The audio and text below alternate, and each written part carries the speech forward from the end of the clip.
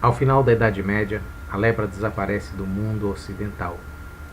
Às margens da comunidade, às portas das cidades, abrem-se como que grandes praias que esse mal deixou de assombrar, mas que também deixou estéreis e inabitáveis durante longo tempo. Durante séculos, essas extensões pertencerão ao desumano.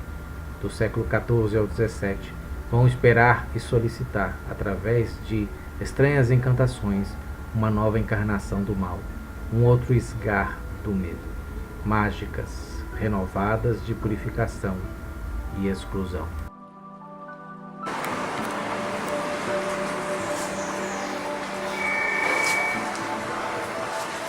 Que é isso, papai? Esses são os loucos que andam pela cidade. Ele tá falando sozinho, dá medo. A história deles é longa, mas eles são deixados sempre assim. Eu vou começar a contar a história para você, Amar.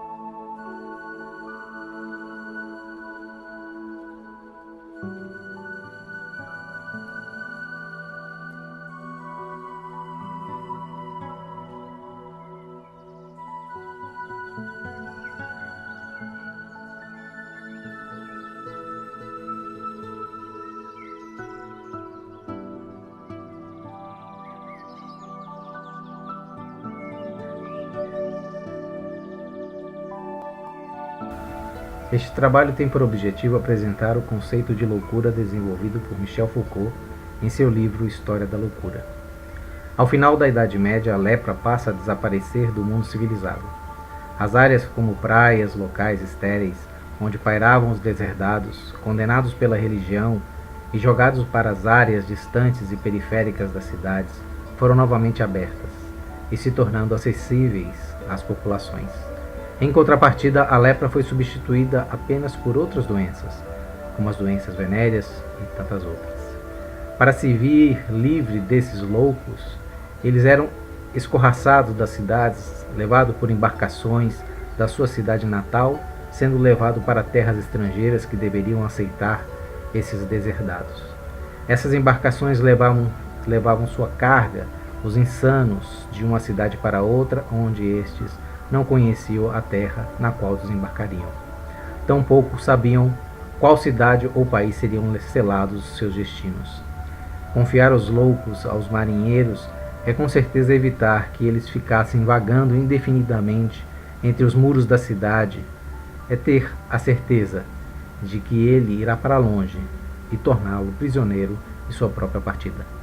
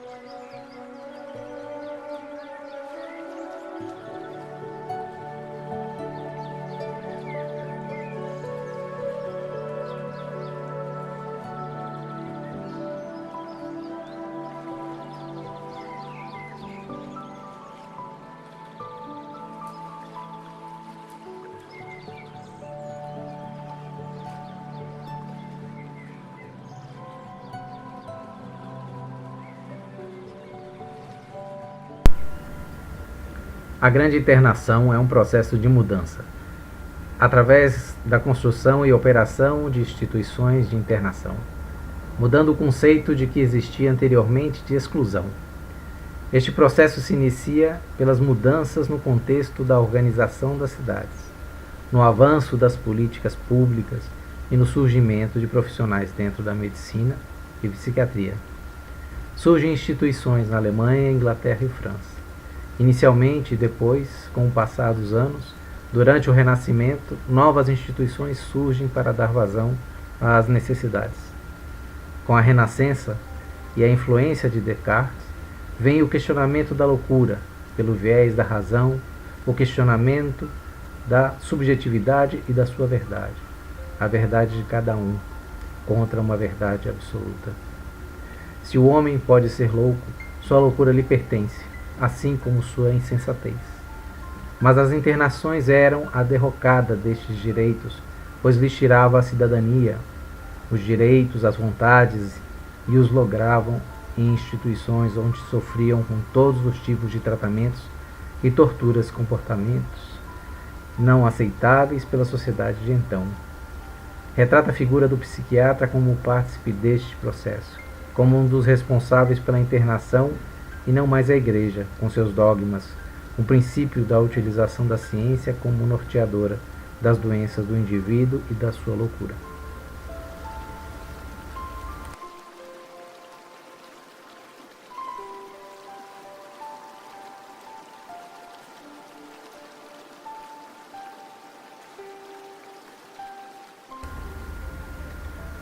O sentido do internamento se esgota numa obscura finalidade social que permite ao grupo eliminar os elementos que lhe são heterogêneos ou nocivos, a apenas um passo.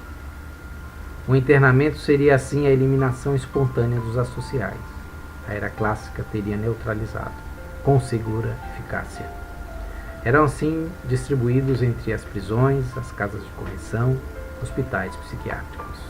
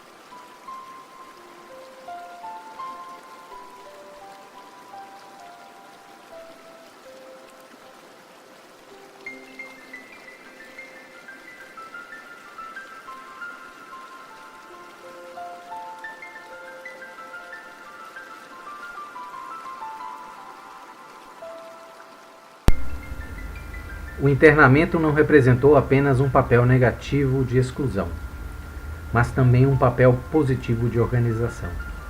Suas práticas e suas regras constituíram um domínio de experiência que teve sua unidade, sua coerência e sua função.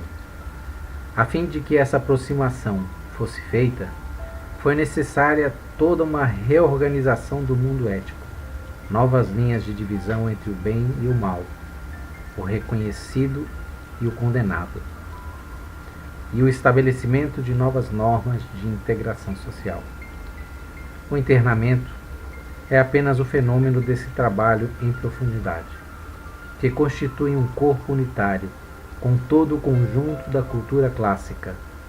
É então, e somente então, que se codificou todo esse cerimonial onde se reúnem com uma mesma intenção purificadora as chicotadas, os medicamentos tradicionais e o sacramento da penitência.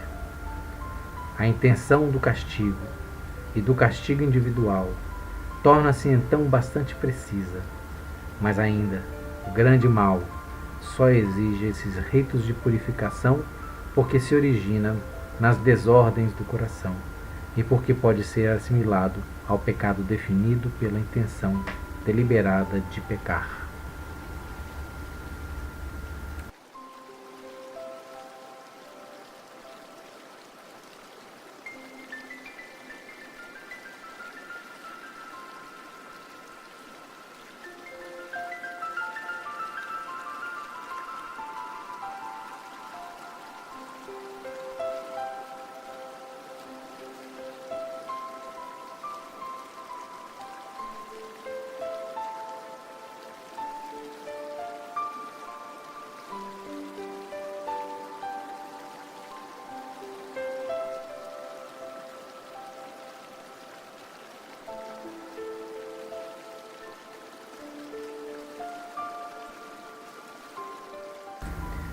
Agir sob controle dos próprios desejos afasta qualquer sujeito do seu eixo.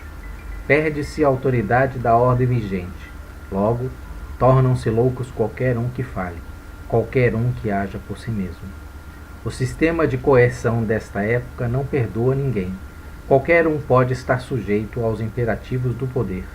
Basta que o indivíduo se desvirtue da ordem impetrada.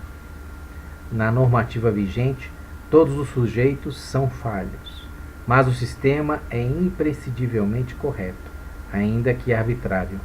Atitudes desvirtuosas para a sociedade é um critério para a retaliação. A Igreja vai perdendo seu lugar, dá espaço para o surgimento do primeiro embrião da medicina. Observar, descrever, catalogar, nomear, discriminar e tratar. A Igreja pode sair de cena.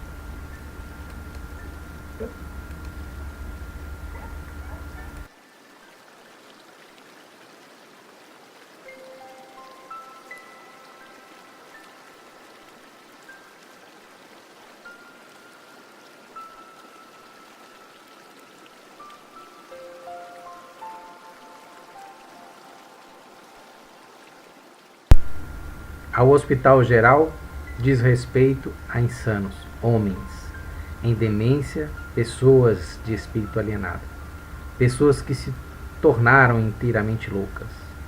Em Paris, um hospital reserva-se o direito de tratar dos pobres que perderam a razão. Se acredita que um alienado pode ser curado, ele pode ser recebido no hotel de...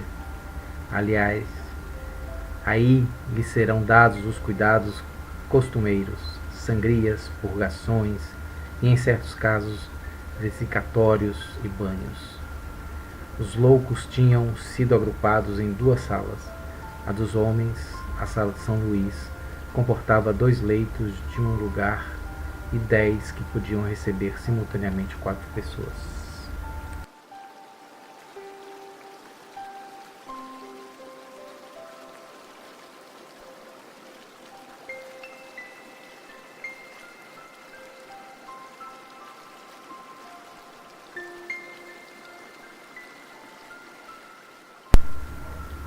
Os regulamentos tinham previsto um único médico que deveria residir na misericórdia, com a obrigação de visitar 2 vezes por semana cada uma das casas do hospital. 8. Só podia tratar-se de um controle médico à distância, que não estava destinado a curar os internos, enquanto tais, porém, apenas aqueles que caíam doentes. Prova suficiente disso é que os loucos internados não eram considerados doentes apenas, em virtude de sua loucura.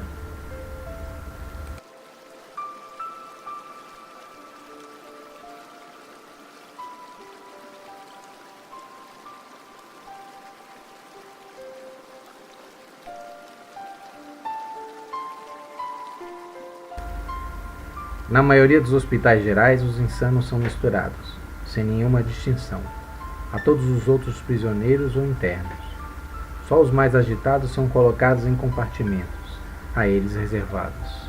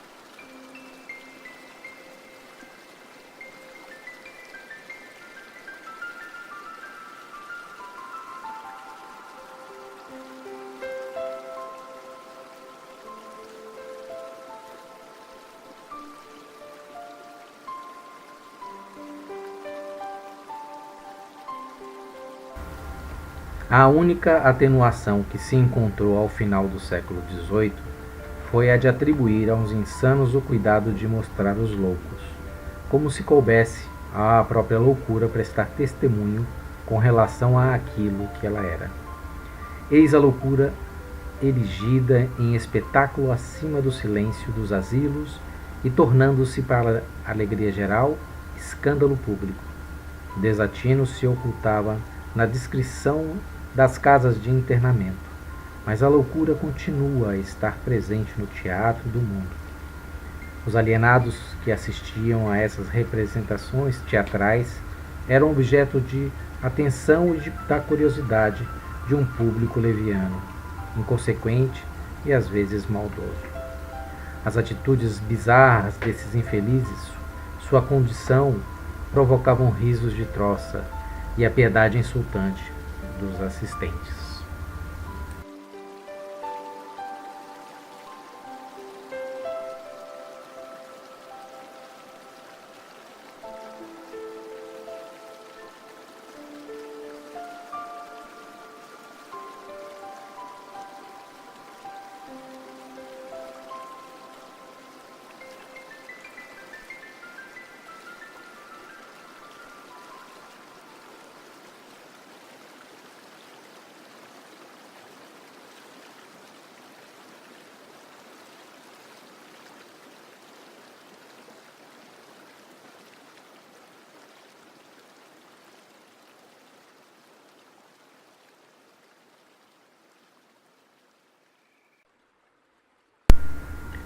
E mantendo o louco nessa situação de internamento que a era clássica havia inventado, ele o manterá de modo obscuro e sem o admitir, no aparelho da coação moral e do desatino dominado. A psiquiatria positiva do século XIX e também a nossa se renunciaram às práticas, se deixaram de lado os conhecimentos do século XVIII. Herdaram em segredo todas essas relações que a cultura clássica em seu conjunto havia instaurado com o desatino. Modificaram essas relações, deslocaram-se, acreditaram, falar apenas da loucura em sua objetividade patológica, mas contra a vontade estavam lidando com uma loucura ainda habitada pela ética do desatino e pelo escândalo da animalidade.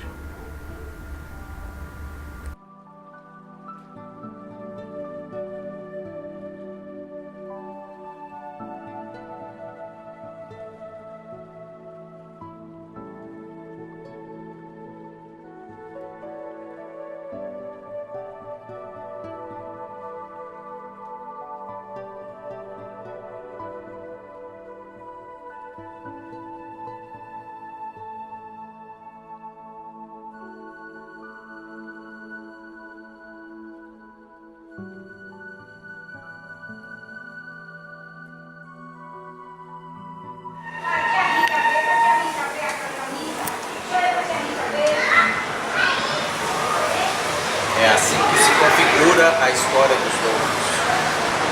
Papai, eu não tenho mais medo deles.